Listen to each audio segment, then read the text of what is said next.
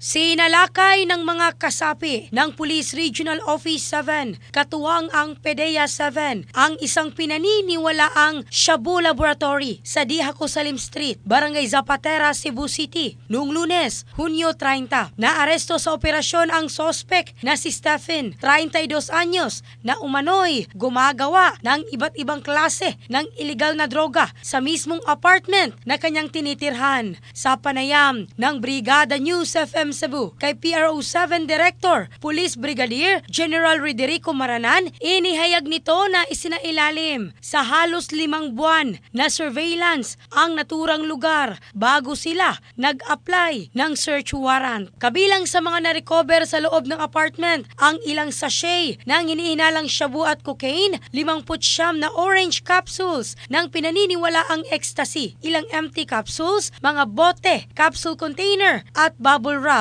Tinatayang aabot sa 2.2 million pesos ang kabuang halaga ng mga nakumpiska. Ayon pa kay General Maranan, si Stephen umano ang nagsusupply ng mga illegal na droga sa Central at Western Visayas, partikular sa mga kilalang tourist spots.